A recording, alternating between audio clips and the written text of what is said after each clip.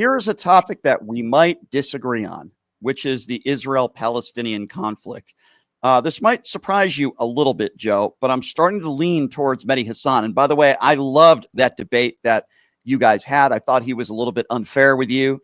With that being said, I see all these people that are starving in Gaza. I'm not putting it all on Israel. I'm not putting it all on Benjamin Netanyahu, but I do believe Benjamin Netanyahu has committed war crimes. I see thousands of people that are starving, that are dying of starvation, including children. And I'm saying to myself, Israel is not doing everything they need to do for the least amount of casualties.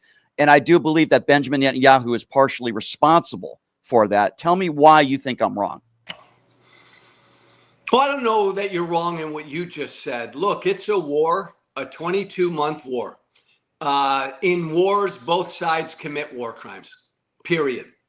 The difference here is, and you may disagree with this, Brian, both sides have committed war crimes and members of the IDF have done horrible stuff. And Benjamin Netanyahu is a crook and I can't stand him anymore. But Israel, they're the good guys. Hamas, they're the bad guys. I think we always need to remember that, right? Like there is a difference.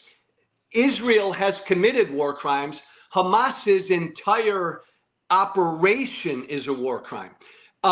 Yes, so Hamas won't do anything about the starvation. Hamas wants the starvation of its own people. Israel then, unfortunately, they got to lead it and with the rest of the free world and do something about this starvation because they haven't done a good enough job.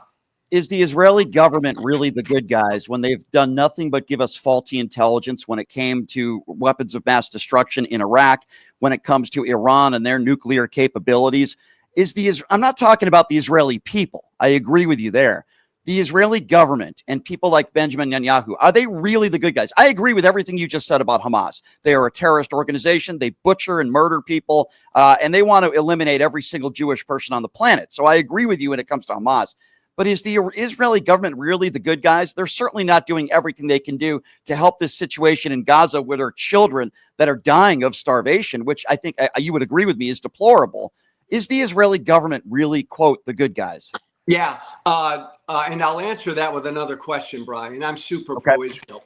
Yep. Do you see a difference, as much as you may not like the Israeli government and clearly Netanyahu, do you see a difference between the Israeli government and Hamas, which is the government of Gaza? I do. Yes, I do. Okay, so there is a difference. So if you tell me that Israel's government isn't good because they've made mistakes and they haven't been honest and they've committed individual acts of war crimes or whatever, well, then I'd say America's government isn't good either, because in every war we've been in, we've lied, we've committed war crimes, we've done bad things.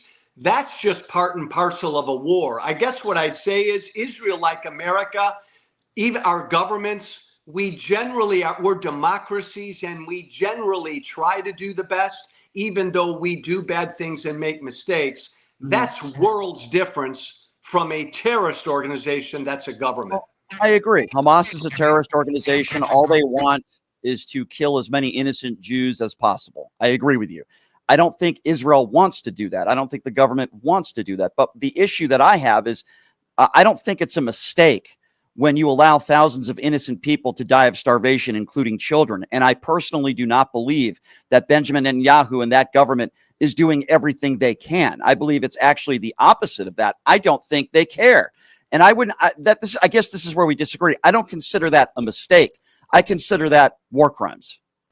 You mentioned a moment ago that Hamas doesn't give a damn about Israeli civilians. True. Mm-hmm. What makes this so different, though, Bri, is Hamas historically, right, doesn't give a damn about their own civilians. That's what makes this so weirdly dangerous. I will acknowledge to you that in the last few months, I think Netanyahu and the far right coalition in the government, they've changed focus and they've now said to hell with it.